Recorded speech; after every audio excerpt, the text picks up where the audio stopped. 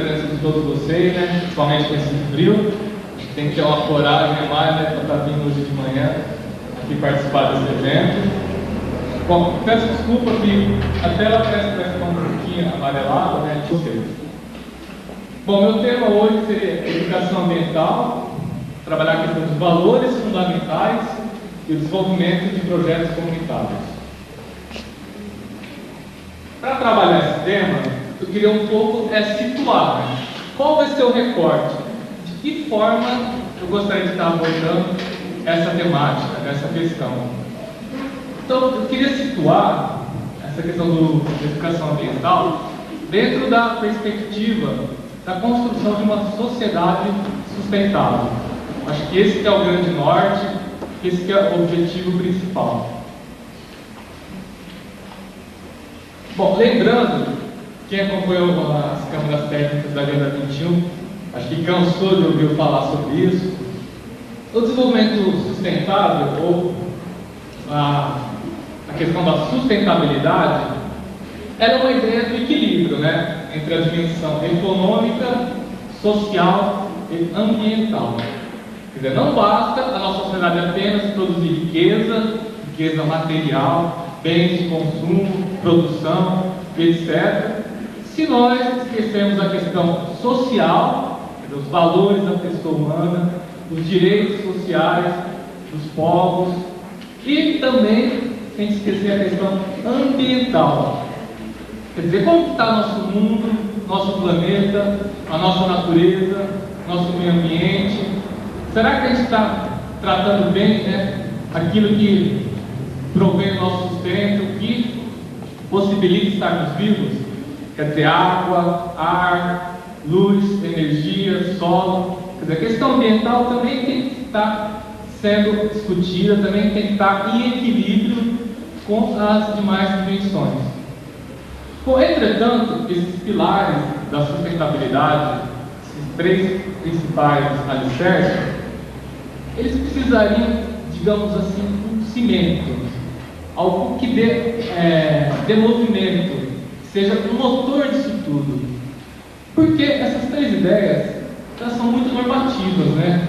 É mais um dever ser, né? É mais uma necessidade, uma norma que precisamos alcançar. Aí que vem a ideia de buscarmos uma sustentabilidade ambiental. Ou seja, a questão cultural que é muito pouco falada, às vezes até esquecida. Só que eu acredito que mas é um aspecto estratégico quando a gente quer tratar essa questão ambiental, quando a gente quer tratar o desenvolvimento sustentável. Por isso que eu vou estar um pouco hoje tratando esse pilar, essa questão da sustentabilidade cultural. Quer dizer, eu gostaria de aproveitar essa palestra e chamar a atenção de vocês, né, para esse outro lado, né? Não é só questão econômica, não é só questão ambiental, não é só questão social. A gente tem que prestar atenção também na nossa cultura, né? Como estamos nesse mundo, como vivemos nesse mundo, quais são nossos costumes, nossos valores. A educação não no sentido de uma transmissão automática de saber, né? Mas no sentido de construir saberes juntos, no sentido de criar uma consciência crítica, de criar uma ideia coletiva, quer dizer, do cidadão. Ou seja, é transformar a nossa subjetividade.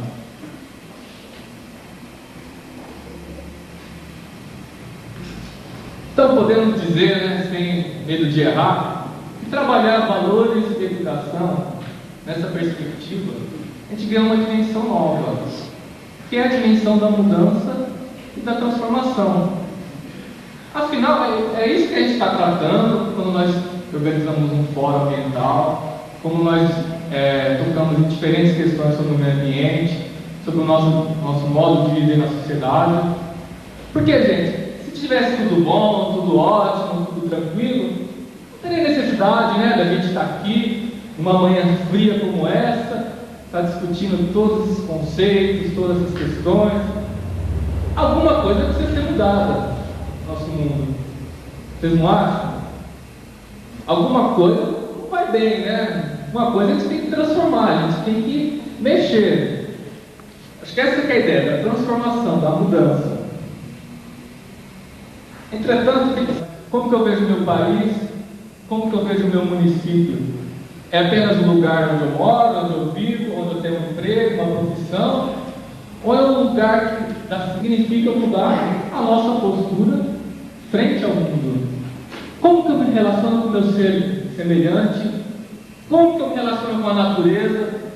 Será que eu estou explorando a natureza como se fosse um predador, de forma irracional, de forma burra até? Ou eu estou buscando algo mais de sabedoria, de consciência, de inteligência coletiva mesmo?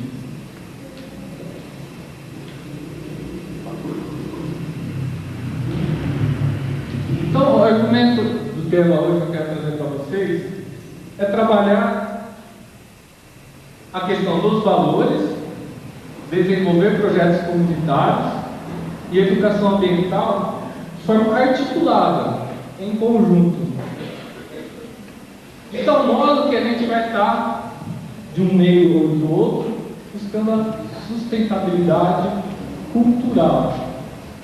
Ou seja, além de pensar em como preservar nosso meio ambiente, como preservar nossa sociedade, vamos pensar em nós, seres humanos, né? Vamos pensar a nossa cultura, a nossa história, como concebemos o mundo. Percebe? Não basta apenas a gente trazer aqui para vocês, né, umas ideias, conceitos, projetos, se a gente não sair daqui, pelo menos um pouquinho diferente, um pouquinho modificado, um pouquinho provocado até, eu diria, por todas as ideias que a gente vai estar discutindo durante todo o fórum, durante toda a semana. Bom, começando, projetos comunitários. Eu acredito que quando a gente vai fazer um projeto comunitário, quem vai beneficiar? E a serviço do quê? O que eu quero mudar? Bom, se eu pensar que a razão é o ambiental, tá, tudo bem. E aí? Aí para quem? Bom, eu quero trabalhar com a comunidade. Isso parece óbvio, gente, mas não é tanto assim não. Tem muita gente por aí, Brasil afora, mundo afora, que quando vai trabalhar com a comunidade, é uma coisa meramente instrumental, demagógica, usa as pessoas, né, para um objetivo às vezes não tão claro, né? Por isso que eu fiz questão de colocar aqui, para quem? Comunidade? Então ela não é só apenas objeto da minha ação, da minha intervenção, da minha prática de educação ambiental, mas ela é também um sujeito. Ela também é um ser, ela também é um cidadão, ela também tem o direito de colocar a sua posição, de ser ouvida, de ser respeitada.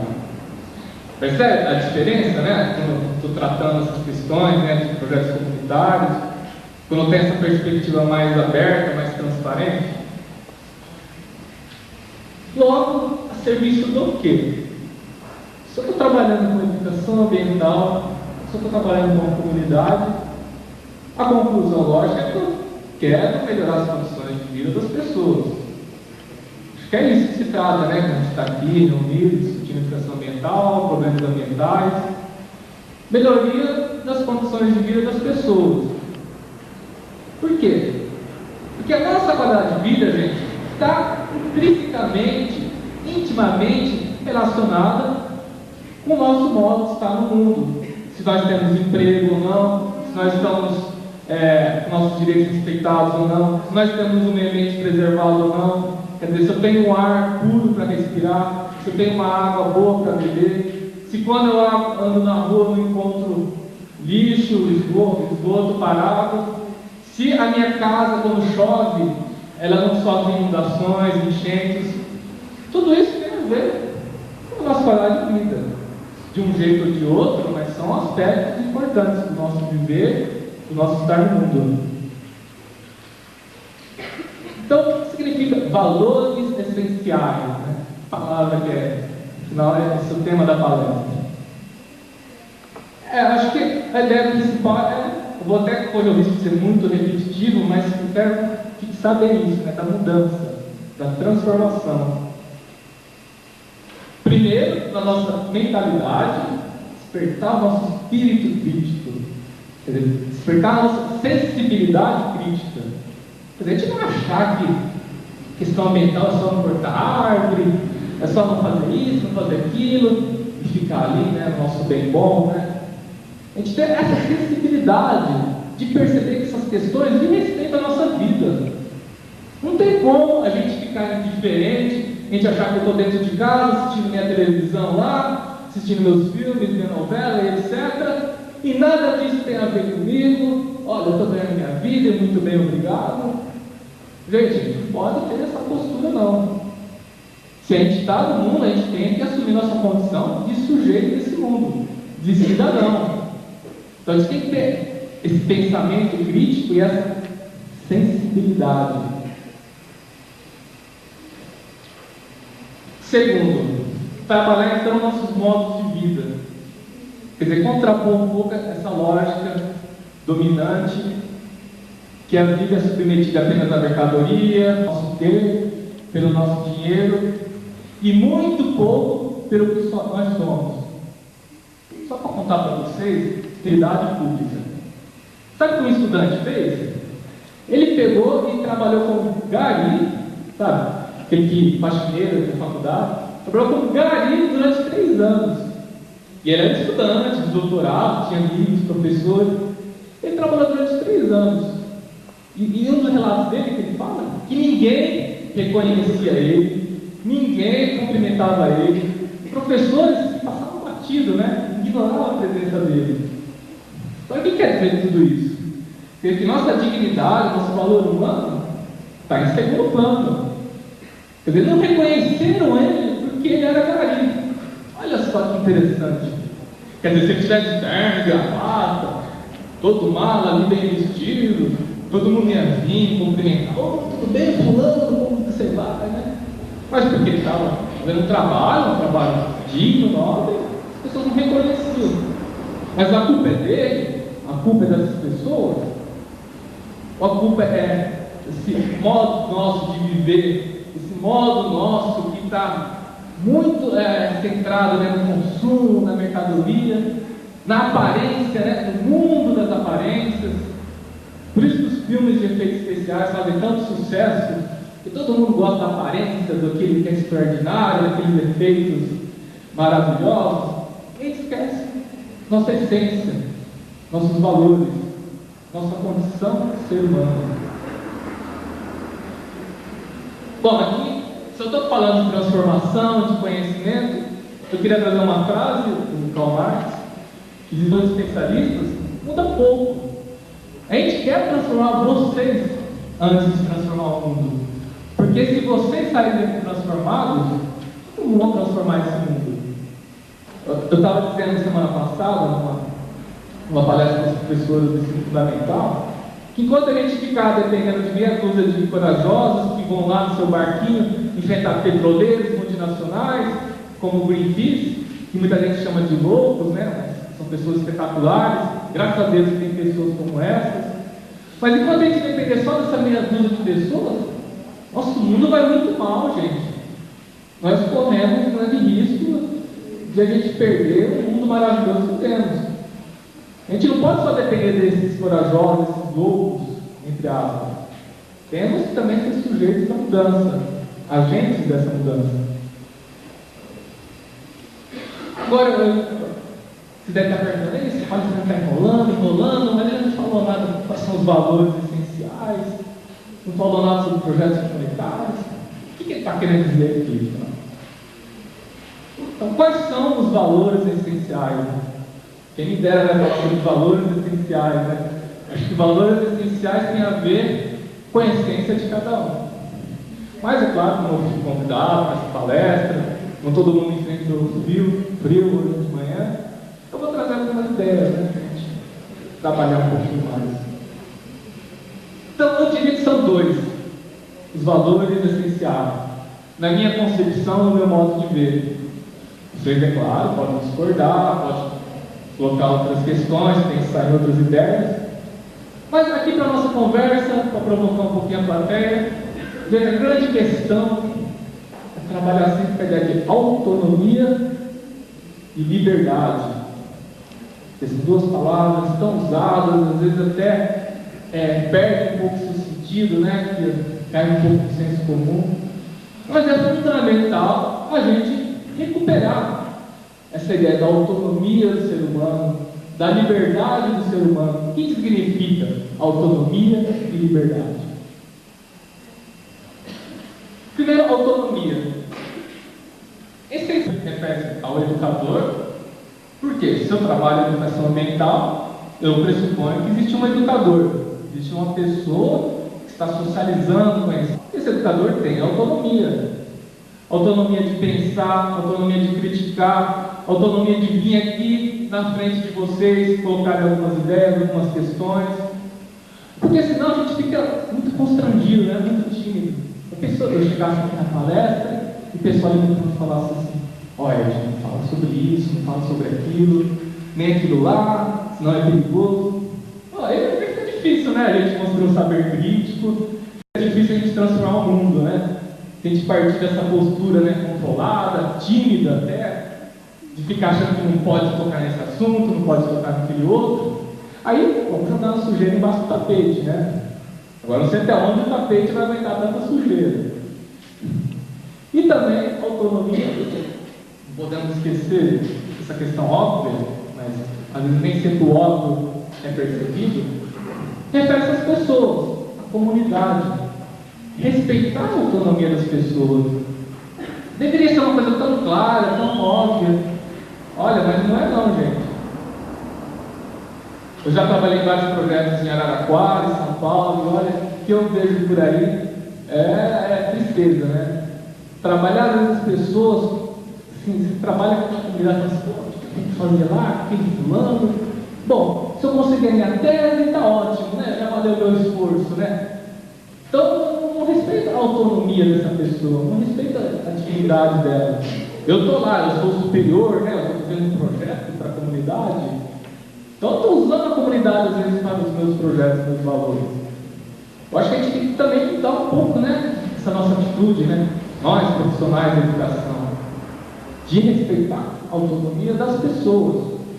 Por mais óbvio que isso possa parecer, nossas práticas muitas vezes não vão nessa direção não, gente. Bom, como eu estou falando sobre educação ambiental, como eu estou falando sobre autonomia, eu acho importante resgatar aqui um grande pensador, um grande educador brasileiro, talvez do mundo até, que é o Paulo Freire. Bom, o Paulo Freire ele tem um livro que eu considero brilhante. Ele é pequenininho, eu gosto de estar lendo, relendo. Acho que todo mundo que trabalha com educação, falando de autonomia, aí vem o Paulo Freire e fala: pedagogia e autonomia. Saberes necessários à prática educativa.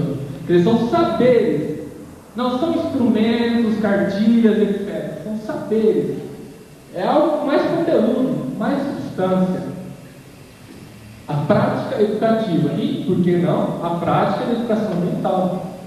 Uma coisa não precisa ser distinta da outra. Aí, deixa eu voltar. Aí eu trouxe para vocês só. Eu acho que até correr o risco, né, de burlar um pouco as leis autorais. Eu trouxe para vocês um pouco o índice desse livro. Quer dizer, quais são os valores essenciais da pedagogia da autonomia? E só para você pegar o índice do livro do Paulo Freire, vocês vão perceber como que é interessante, né, a obra dele, como que é brilhante. Vejam só, Paulo Freire vai falar: educação exige rigorosidade metódica. A gente não pode trabalhar os conceitos fazendo uma salada, né, de qualquer jeito. A gente tem que levar conhecimento correto, conhecimento sério para as pessoas. Ensinar exige pesquisa. Quer dizer, o professor, o educador tem que ser um pesquisador. Só um comentário para vocês. Eu sou um dos que se filiam ao movimento aqui, que está achando um horror essa reforma universitária, né? Que ela tem bem isso, né, de separar o ensino da pesquisa, né? Separar quem pensa de quem executa, né? Isso é um horror, isso é um mutilamento. As Espero que isso não passe, né? Porque, olha, eu fico muito triste quando existem pessoas no Brasil que defendem esse tipo de coisa. Então, ensinar é também pesquisar, é também correr atrás do conhecimento, é também investigar, né, quais são os conceitos novos, os projetos novos, tem por aí para fora. Ensinar exige respeito aos saberes dos educandos. Que é uma coisa importante que o Paulo Freire fala, eu acho que são os principais motivos de ser tão conhecido, é quando a gente trabalha com comunidade, com jovens, com adultos até, quando a gente trabalha com a educação dessas pessoas, a gente tem que saber que eles também têm um conhecimento, eles também têm um ponto de onde a gente vai partir. E não apenas ignorar essas pessoas, achar que elas não sabem de nada. É importante a gente trabalhar isso que as pessoas têm e incrementar, discutir, entende? Trabalhar o conhecimento que tanto jovens, adolescentes, adultos já possuem. Ensinar exige criticidade. A gente tem que ter uma postura crítica. Por mais que às vezes a gente possa parecer aquele cara chato, ranzinza, que tudo está errado. Não é isso, gente. Acho que a gente tem que ponderar as coisas. Não é simplesmente falar, eu concordo ou eu discordo. Eu acho que esse governo é muito corrupto, eu acho que esse governo não é corrupto. Eu tenho que saber criticar, saber situar. Olha, tem essa questão, mas tem essa outra. Porque senão, gente, a gente cai no senso comum. Aí não tem educação ambiental, não tem nenhuma perspectiva de autonomia, de construir um saber para as pessoas, para a comunidade. A crítica é fundamental, a gente tem uma postura de até desconfiança nesse mundo, sempre desconfiar das ideias prontas, sempre questionar. Ensinar de estética e ética. Quer dizer, o professor tem que ter uma postura ética, uma postura. A gente não consegue fazer os links, né, as pontes, os zeros, né. Também é interessante a gente buscar imagens, buscar exemplos, buscar algo que não conseguiu que estão sendo poluídos ou ir no local, né? Só para dar um exemplo. Ensinar exige risco, aceitação do novo e rejeição a qualquer forma de discriminação. Porque, gente, quando eu quero criticar, quando eu quero ter uma postura de autonomia perante o mundo, eu sempre corro um risco. Eu posso errar. Mas isso é bom, gente. É bom a gente errar. Nós podemos ser aquele robôzinho, né, que só repete o que está escrito nos manuais oficiais, né, e está tudo bem. É bom a gente arriscar, e é melhor ainda quando reconhecemos que erramos. Não é vergonha do professor errar perante seus alunos. Assim, olha, gente, eu passei uma ideia para vocês, mas não era bem isso, né? O que vocês acham? Eu acho isso de uma honestidade tremenda, né? O educador que consegue ter essa postura, né, de errar. Porque se ele pode errar, o aluno também pode errar, no bom sentido, né? Ele também pode arriscar, ele também pode buscar outros conhecimentos. E não a gente fica com medo, assim, tímido. Mas se eu falar aquilo, o pessoal vai achar que eu falei bobeira. Se eu dar aquela ideia, já vão tirar sarro de mim. Não, a gente tem que estimular, né, essa postura ativa, né, das pessoas. Ensinar exige reflexão crítica sobre a prática. Aí mais ou menos a questão da crítica, né? Pensar a nossa prática, pensar o nosso mundo, as nossas atitudes.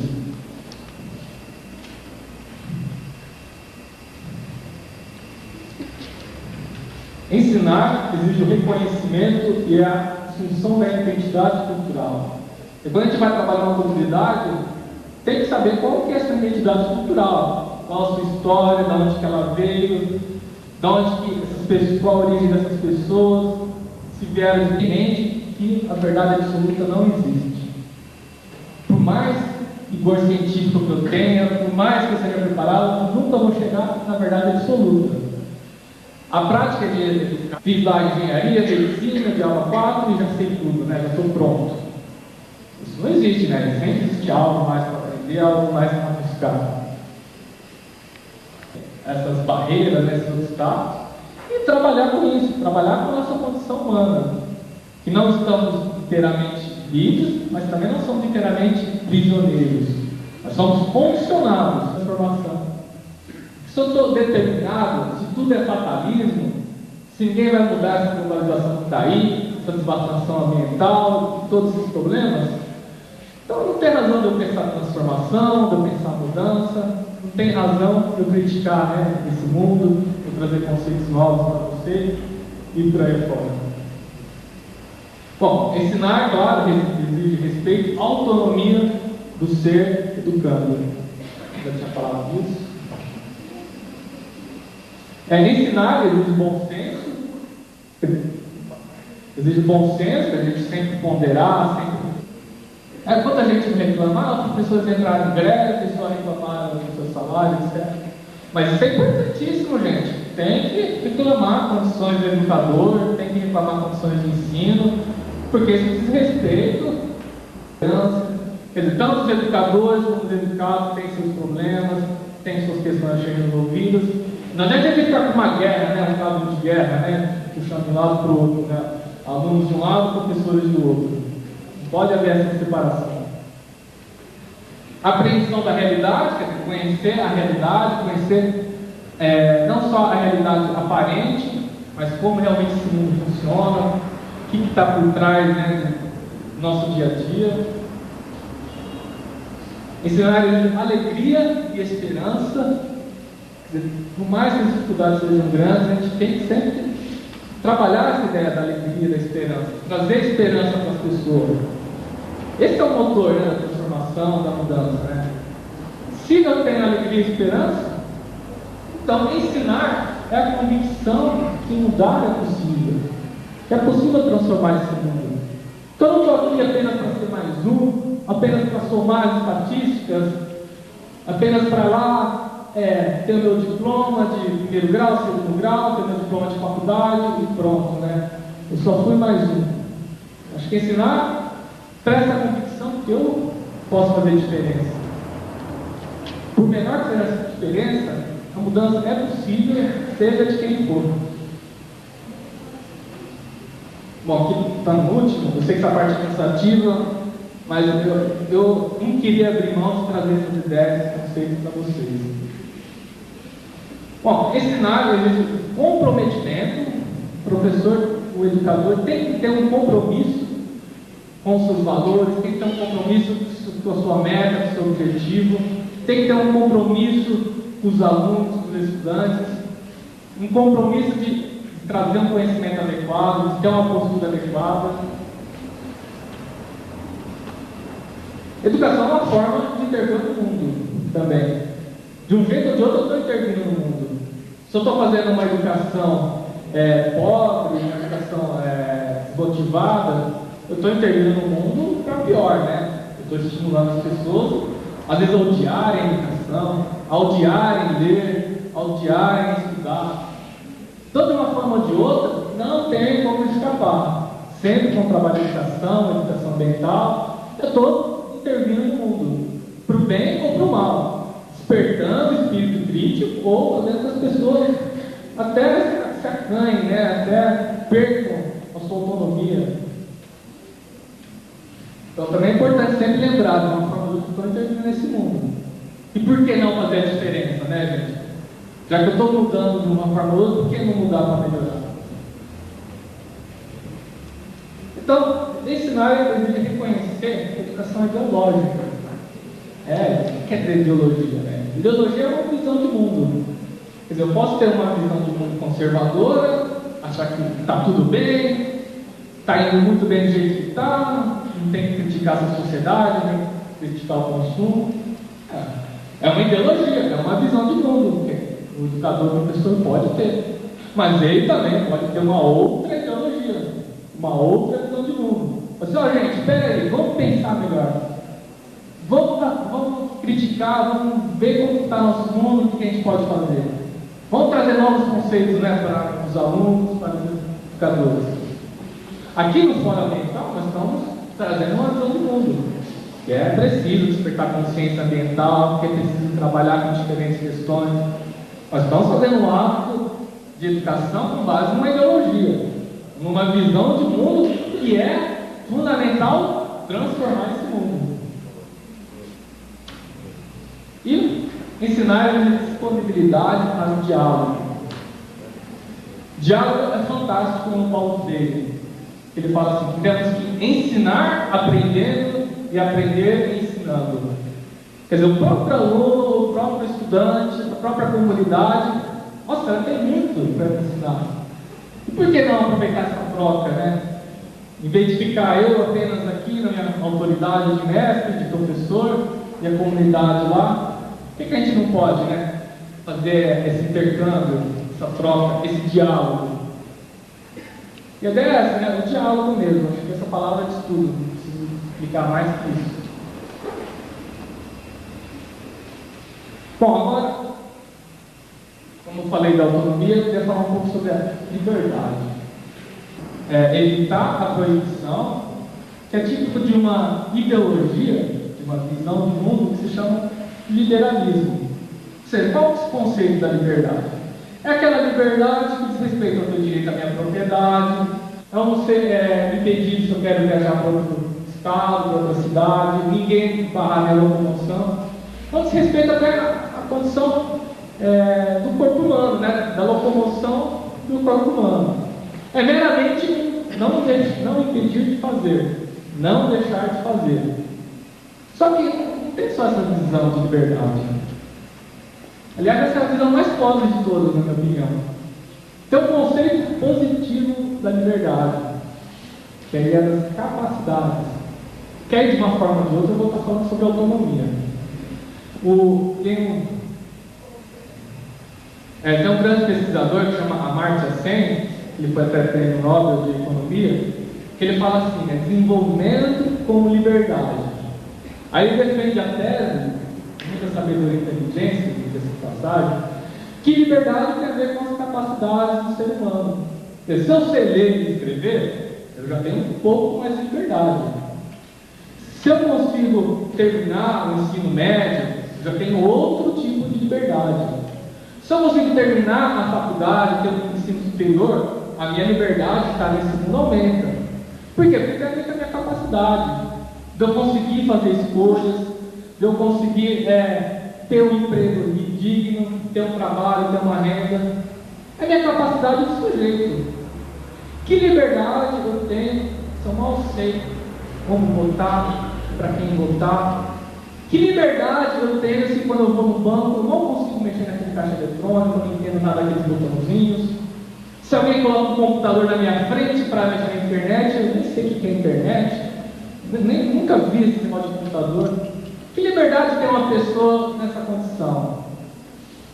Que liberdade tem, por exemplo, um portador de cana, que a vida inteira trabalhou naquilo, que mal terminou o ensino fundamental, muitas vezes não sabe nem ler e escrever? Como que eu vou dizer que essa pessoa tem liberdade? Como que eu vou dizer que essa pessoa é um sujeito, um cidadão? Se a vida inteira foi retirado dele, essa condição dele, essa dignidade, se a vida inteira foi impedida dessas pessoas gerar uma postura de autonomia no mundo. Então eu acredito que a gente tem que enriquecer o conceito de liberdade. Em base a tudo, você pode viajar, comprar milhões de parafernálias, carros, aviões, motos, etc. Você pode tudo, você é o rei. Essa é aquela liberdade, não pode tudo.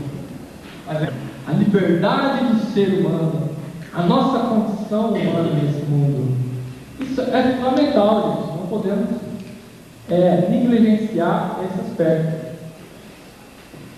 Então, eu diria que a verdadeira liberdade de uma pessoa, ela se dá quando ele é sujeito da sua história. E o que é isso? Sujeito da sua história. É quando a gente pode tomar decisões com conhecimento, com sabedoria, sabendo o que implica a minha decisão. Qual é a consequência da minha decisão? Ou seja, se eu posso escolher aonde eu vou estudar, se eu posso escolher aonde eu vou trabalhar, se eu posso escolher que governo eu quero ter, que sociedade eu quero ter, que mundo eu quero construir. É isso, é ser sujeito da nossa história. É não achar que a história é só um bonde, um trem que está desgovernado, eu nem sei para onde vai parar isso. Não, a gente pode assumir também o controle desse mundo. De uma forma ou de outra, podemos, claro. Então eu diria que a ideia mais completa da liberdade, ela opõe-se a visão predominante de mercantilização do mundo. Tudo é mercadoria. O ser comprado e ser vendido. Então eu não tenho mais liberdade, eu não tenho mais autonomia, então eu não sou mais um ser humano completo. Então é a coisificação do ser humano. E o ser humano acaba virando coisa nesse mundo, um objeto.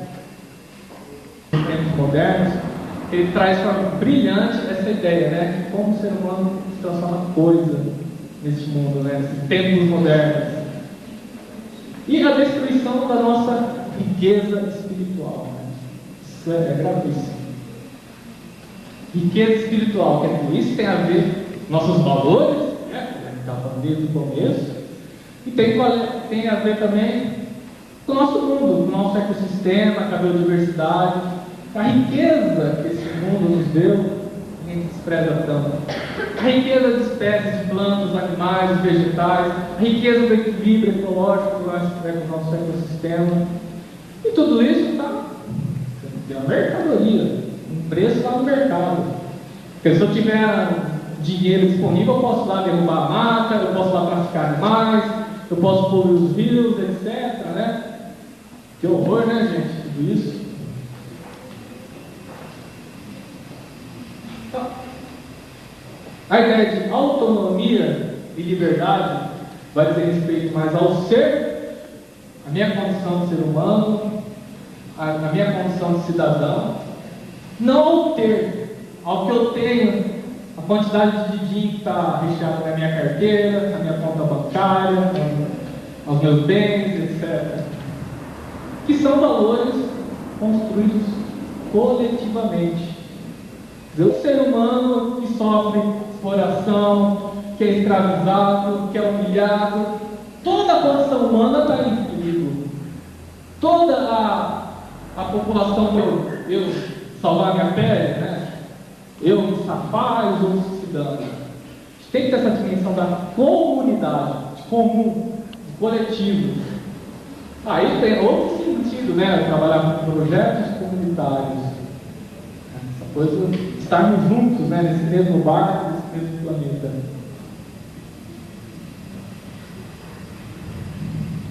Então, eu estou trabalhando a ideia de uma ética da sustentabilidade. Percebe como é um processo, como o ciclo acaba se fechando?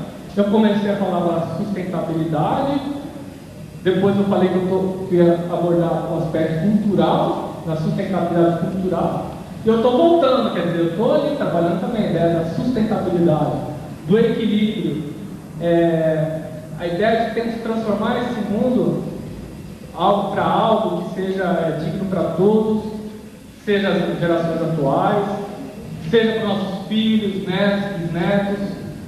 Que se continuar assim, pessoas hoje já estão pagando, já estão sendo exploradas, humilhadas, massacradas, e mais pessoas vão pagar por isso no futuro. Eu não gosto de ser pessimista, acho que tem, como eu disse, né, como o Paulo Freire fala, a gente tem que ter uma postura crítica. A gente pode mudar, pode transformar, mas a direção do tratamento dessas coisas está complicado. Está complicadíssimo, né? Então, a ética da sustentabilidade é a construção de uma nova cultura. A cultura de solidariedade e cooperação. Então, trabalhar essa questão da sustentabilidade cultural é construir uma outra cultura. É construir um outro modo de nós estarmos no mundo, de nós lermos esse mundo. E aí, o que significa essa ideia de solidariedade, né? Quero pontuar bem essa palavra, né? Solidariedade. Que ela também virou quase de uso comum, e como aqui estamos exercitando, né, um espírito crítico, um espírito de autonomia, vamos trabalhar também a ideia de solidariedade. Por um lado, é preciso a gente ter solidariedade com a nossa natureza, reconstruir a noção de pertencimento nas cidades, principalmente nas cidades grandes, que a gente esquece, né, que nós pertencemos à natureza, nós pertencemos ao meio ambiente, de uma forma ou de outra. Nós não estamos separados, não estamos em outro planeta e outro mundo, né? Nós estamos aqui. Então, essa é a noção de comunidade. a coisa do destino comum, a coisa da utopia, a coisa da igualdade, né? Igualdade enquanto semelhantes, enquanto pessoas que estão na mesma condição. Então é importante a gente resgatar essa ideia da solidariedade nessa perspectiva da mudança, da transformação social. Bom, então eu vou fazer um projeto comunitário, agora resumir um pouco. Estou trabalhando com respeito ao educador, tenho trabalhado com seriedade, conteúdo, qualidade.